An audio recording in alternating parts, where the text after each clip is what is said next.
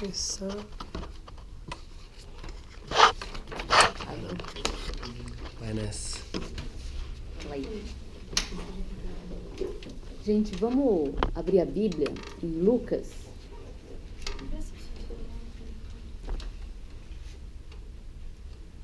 Lucas, capítulo 12, versículo 22 ao 34.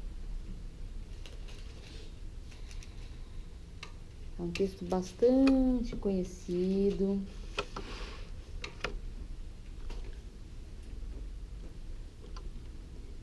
Vou ler para vocês. Beleza? Todo mundo pegou aí? Tal? Ok.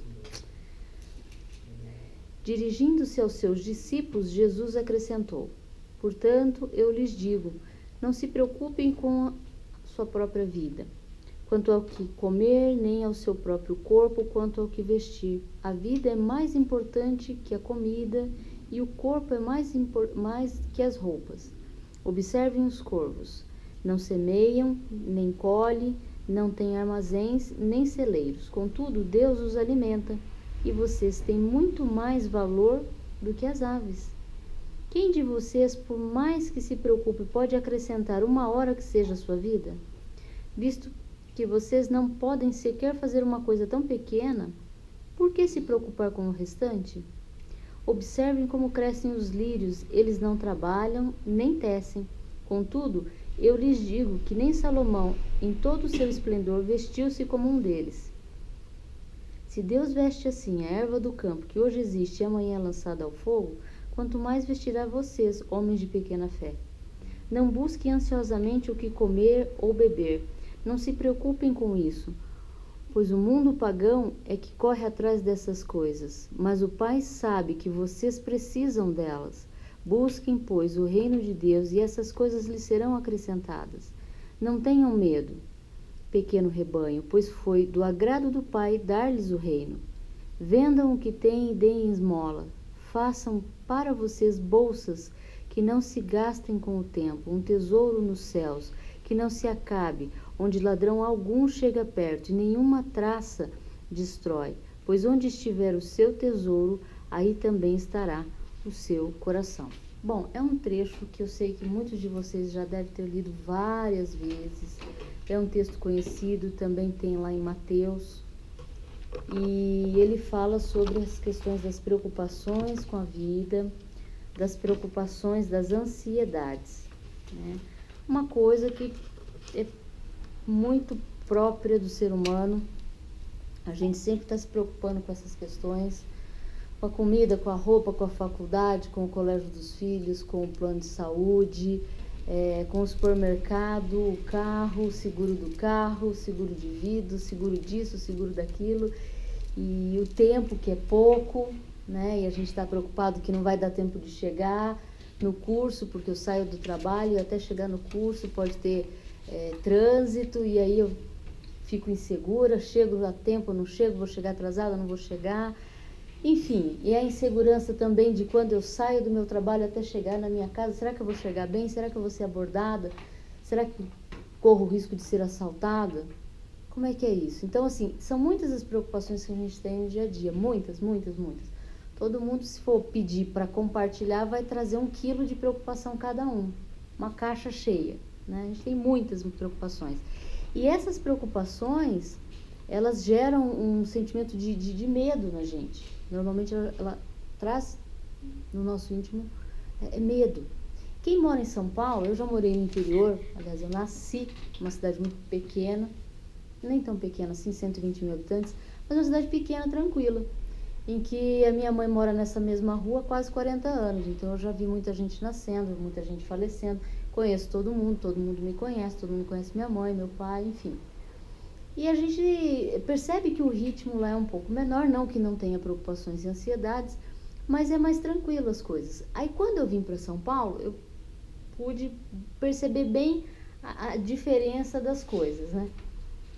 E aqui eu sinto que a cidade, ela exige bastante da gente, né? Se eu preciso visitar uma pessoa, eu preciso calcular o tempo para ir, o tempo que eu fico na casa da pessoa e o tempo que eu volto.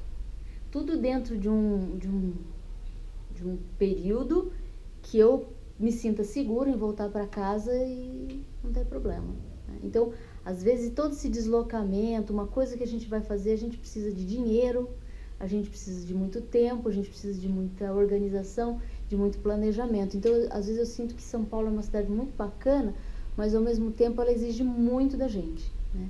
E isso gera ansiedades, preocupações, uma série de questões. Então, eu sinto isso comparando São Paulo com uma cidade menor.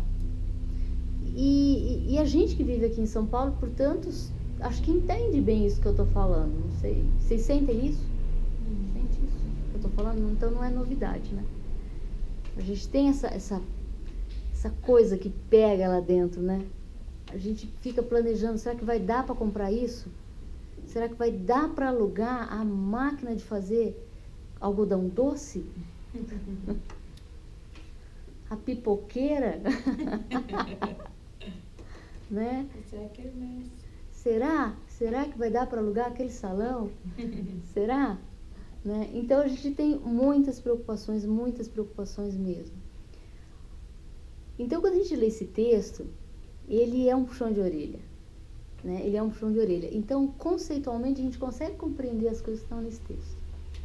Agora a prática é uma outra praia, né? E ele fala assim, ó, não devemos andar ansiosos por coisa alguma, Deus cuida de nós. Eu sei disso. Você consegue entender isso? Vocês conseguem entender isso? Que Deus cuida? Que a gente não devia ficar preocupado e ansioso? Vocês conseguem compreender? Mas o exercício disso, como é que é? Vocês conseguem? Extremamente difícil. É difícil. Então eu queria compartilhar uma coisa que aconteceu essa semana, que foi muito interessante. Foi assim, acho que umas 2, 3 semanas já, tá um corre-corre muito grande lá em casa, tá pesado, tá bem pesado, né? A gente tem passado por umas situações bastante difíceis, sobretudo com relação à saúde. Então eu não fiquei muito bem, eu tive umas tonturas, fraquezas, e enfim, fui pro hospital, fiz alguns exames. Nesse mesmo período, o Timóteo começou a ter palpitação, teve que fazer eletrocardiograma, colocar Holter. O Kevin ficou com febre, ficou doente. A Dani está passando por um processo muito complicado com os TCC dela, trabalho, uma série de coisas. E aí veio a notícia também que a minha irmã está com câncer de mama. Está lá em Santa Catarina, minha mãe inclusive está lá. Então, assim, foram muitas coisas em poucos dias que pesou bastante, assim, aquele cansaço, né? E aí você fica numa fase, assim, meio down, né? Aí o nosso carro quebraram a janela do carro para assaltar. Meu carro é velho, gente, tem tanto carro bom aí, por escolher logo, nossa, mais um gasto. Aí falou, tá, troca a janela e coloca um alarmezinho, tá bom. Aí tentaram arrombar o carro de novo, tá lá, ficou com a porta torta. Eu fico pensando, mas não é uma limusine, não é uma Mercedes, é um Uno. 2002 desbotado, que coisa. Abre para roubar o quê? Um rolo de papel higiênico? Não é possível, é difícil. Então essas coisas vão desgastando a gente, vão deixando a gente cansado. E eu estava muito cansada. E de repente, na quarta-feira, acho que foi quarta-feira. Na quarta-feira, a nossa calopsita, o Punk, acho que vocês conhecem o cara, né? Ele estava gritando muito, mas ele grita mesmo. Só que estava diferente porque eu escutava um pássaro piano bem próximo. E eu falei assim, mas o que é isso, né? Deve ser algum vizinho que comprou o passarinho. E fiquei na janela olhando e ele louco, enlouquecido. Mas aí eu falei assim, deixa eu ver isso daí, porque está muito próximo, né, esse passarinho piano. Quando eu abro a porta da cozinha e entro na lavanderia, na verdade tinha um passarinho na minha lavanderia, no chão da lavanderia. É um periquito pequenininho, super dócil e muito detonadinho. Até achei que ele não ia sobreviver. Aí eu peguei ele na mão, ele fez questão de vir na minha mão, não é nem eu que peguei, ele que veio. Aí eu só falei assim, Timóteo, olha que coisa que eu achei. Aí eu já entrei para dentro de casa toda feliz da vida que ele já se aconchegou na minha mão e eu levei ele para dentro. Aí ele começou a comer, tomou água, mas ele ficou bem molinho ali na quarta. Quinta-feira ele também não estava muito legal e tá melhorando. Mas com isso, o que eu senti? Na hora que eu vi aquele passarinho ali, verdinho, bonitinho, eu senti esperança e cuidado de Deus. Porque assim, Deus me conhece muito bem, Ele sabe que eu sou fascinada por pássaros. Gosto muito de pássaro, acho passarinho o máximo. Acho que um dos animais mais interessantes para se observar, para se estudar. E aparece exatamente na minha lavanderia, que é cheia de tela, tem aquela telinha para criança, para proteção de criança, tem aquilo lá. É um janelão mais ou menos de uns 3 metros com tela, e tem só um tantinho assim, 30 centímetros que não tem. E ele conseguiu entrar e estava lá no chão. Não sei por quanto tempo que ele estava ali já. Levei ele para dentro, cuidei e tal. E eu fiquei pensando, né? O que significava aquilo. E assim, quando eu vi aquele passarinho, se queimou, assim, deu aquela sensação assim de, nossa. A primeira coisa que eu lembrei foi desse texto. Primeira coisa. Falei, que interessante, tô entendendo, né? Eu senti que a presença do passarinho era como se Deus estivesse cuidando da gente, né? E foi assim muito legal, porque eu senti assim, eu na posição que eu estava, eu peguei o passarinho, coloquei ele na minha mão, levei para dentro, dei alimento, acolhi, cuidei, fiquei observando. Eu tinha um monte de coisa para fazer. A minha aula de Novo Testamento ia terminar sábado e tava tudo atrasado. E de repente eu olhei, eu parei tudo para ficar cuidando daquele passarinho. Parei tudo. E passei horas cuidando dele, olhando, defendendo, porque o punk ficava querendo arrancar as unhas do passarinho. Eu falei, não, para. E fiquei muito em cima dele, assim. E aí eu entendi algumas coisas, né? Que às vezes a gente não percebe que Deus está cuidando da gente, mas Ele está. Às vezes a gente não tem essa noção gigantesca de que Ele está acolhendo, de que Ele está segurando, de que Ele está fazendo coisas por nós. Então eu fiquei pensando que eu, naquela posição de cuidar de alguém muito frágil, resgatar aquele alguém do frio, da fome, da sede, investir um tempo com aquele ser tão frágil, né? Deixar de fazer o que eu tinha que fazer, mas priorizar uma coisa que eu sentia que era muito mais importante de ser priorizado, ou seja, conviver e estar com ele ali. Aquela relação de carinho que a gente se estabeleceu, confiança, que também, a partir do instante que eu fiquei com ele, houve uma confiança, uma troca de confiança, a provisão, né? Eu acabei dando comida para o pássaro, então eu supri uma necessidade dele. Calor, abrigo, comida, carinho, convivência. Eu fiquei pensando que todas essas coisas já estavam acontecendo, mas talvez eu não estivesse observando, e o fato daquele passarinho estar ali era como se Deus estivesse dizendo, eu estou cuidando de todas as coisas e você não precisa se preocupar, eu estou cuidando, eu estou com vocês. E aí eu senti necessidade, eu li o texto, eu pensei, e sobretudo a parte final do texto, ele fala, né, façam bolsas, faça uma bolsa. Não tenha medo, né, pequeno rebanho, pois foi do agrado do Pai dar-lhe o reino. Vendam o que vocês têm e deem esmola.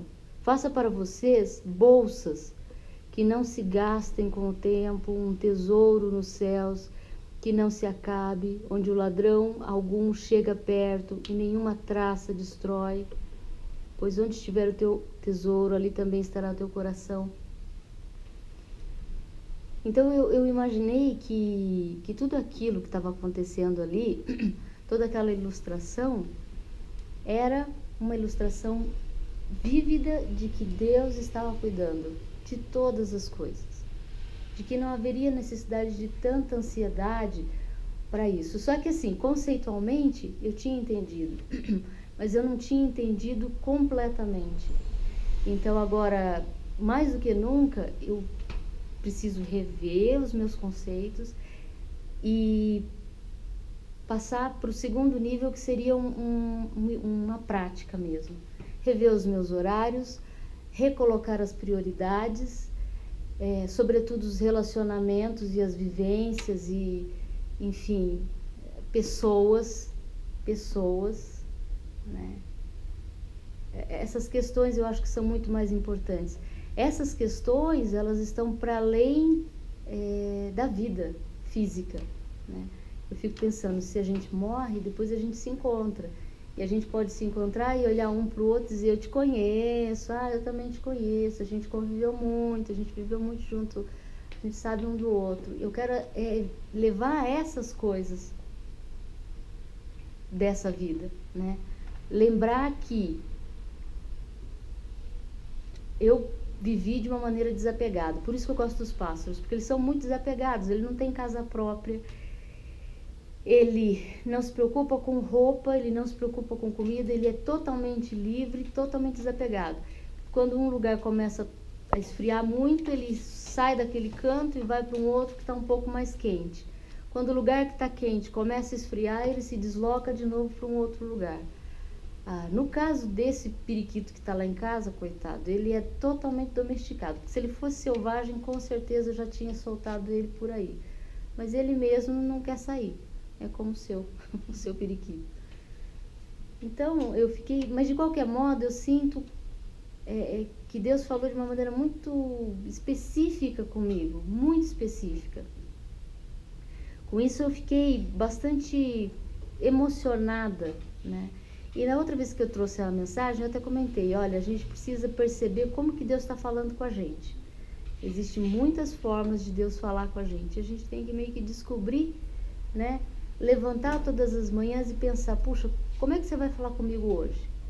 Eu quero te achar, eu quero te ver, eu quero te descobrir, eu quero de alguma maneira continuar encontrando com você, né? E eu tenho falado muito isso para os meus filhos, e esse é um exercício que eu gosto de fazer. E eu senti que naquele dia foi o pássaro que veio e falou. Foi muito bacana. Aí no sábado a gente teve o GP, ontem, né? Foi muito bacana também. A gente compartilhou várias coisas, e uma das coisas que eu ouvi de uma das pessoas que compartilhou uma determinada questão, ela falou assim, às vezes a gente faz vários planos. Plano A, plano B. Se aconteceu o plano A, como que a gente vai agir? Daí ela listou. E se não aconteceu o plano A, então vamos para o plano B. E se aconteceu o plano B, então o que a gente vai fazer? Uma série de listas, de coisas. Então, é para a gente poder ficar preparado para isso ou para aquilo. Joia. Só que daí, ela foi para uma determinada situação, fez uma determinada entrevista, e a pessoa disse, não, isso não vai ser possível. O que você está pedindo não vai ser possível. Aí ela falou assim, bom, então eu entendi que não existe plano A ou plano B, existe um único caminho. E é o caminho que Deus escolheu para a minha vida. E ela ficou muito em paz com aquilo que aconteceu. Eu entendi, portanto, que essas preocupações que muitas vezes a gente tem, essas angústias muitas vezes que a gente tem, são essas múltiplas coisas que a gente vai pondo, é o caminho A, o caminho B, o caminho C, o caminho D, e a gente vai ficando envolvido com esse monte de coisa que a gente tem que fazer, que a gente tem que seguir, e na verdade, o que a gente tem que tentar é funilar a coisa e descobrir qual é o caminho, aquele caminho, o único que Deus dá pra gente. É essa a questão. E aí quando consegue distinguir isso, existe paz. Existe paz, provavelmente essa angústia vai se dissipando, vai tendo um direcionamento diferenciado, e a gente consegue levantar e seguir. Consegue abrir mão muitas vezes das coisas, consegue escolher de forma diferente, os valores modificam. Tem uma frase que eu queria que vocês pensassem, se ela é válida. Ó, presta bem atenção, hein? Estar livre de preocupações ou ansiedades é uma das provas interiores de que estamos buscando o reino de Deus em primeiro lugar. Vou repetir. Estar livre de preocupações e ansiedades é uma das provas interiores de que estamos buscando o reino de Deus em primeiro lugar.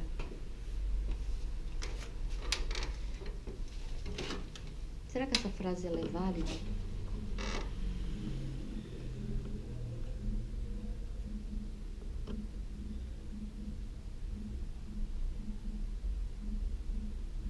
Eu não sei.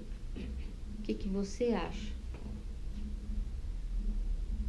Com tudo isso eu não estou dizendo que a gente não deva se programar, que a gente não deva trabalhar, que a gente não tenha que ter uma vida de responsabilidades. Não é isso. Mas é que dentro desse nosso dia a dia, dentro dessa nossa conduta de trabalho, de estudo, de relacionamento, de vivência com pessoas, a gente pode usufruir isso de uma maneira mais leve. Eu acho que essa é a proposta de Deus. Uma vida mais leve, uma vida mais tranquila, uma vida mais centrada naquele caminho único que Ele estabelece para cada um.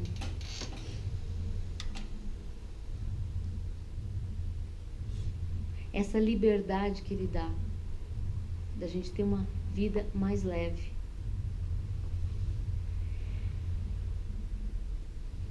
Se vocês sentem essa ansiedade? Sentem essas preocupações? Com certeza. Sentem essa necessidade de provisão? Sentem essa necessidade de serem cuidados? Então é unânime? Todo mundo tem esse mesmo sentimento? É geral? Então eu gostaria, nessa noite, diante desse compartilhamento, de estar orando. Estar orando por vocês. Nessa noite. Você está orando por vocês. Vamos fechar os olhos. Vamos orar, gente? Pai nosso, que estais nos céus, o Senhor que sabe de todas as coisas, ensina-nos. Santificado seja o teu nome, que venha o teu reino e que saibamos viver agora este reino, Pai querido. Que a tua vontade seja feita na minha vida e na vida dos meus irmãos. E que essa vontade seja feita aqui na terra, Senhor, como nos céus. E que possamos viver e entender o teu reino agora, Senhor. Senhor, dá-nos hoje o pão de cada dia e que esse jamais falte em nossas mesas, Pai. Dá a tua providência, Senhor, aos nossos irmãos, aos nossos próximos, Pai. Ajuda-nos, Pai, a entendermos a tua provisão, que contigo sempre há abundância, Pai. Pai, perdoa as nossas dívidas, pois não sabemos agir adequadamente, Senhor. Erramos sim, Senhor, porque escolhemos mal.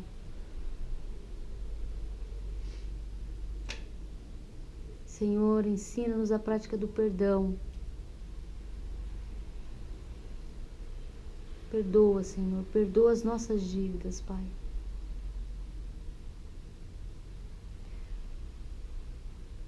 Senhor, ensina-nos também a perdoar os nossos devedores. e não nos deixe, Pai, cair em tentação. Livra-nos, Senhor, do mal, porque como o Senhor sabe, nós somos fracos, nós somos frágeis, nós tropeçamos. E que o Teu reino se manifeste através do nosso viver, Pai. Que o Teu poder, Senhor, que a Tua glória sejam conosco, Senhor, hoje e sempre. Amém.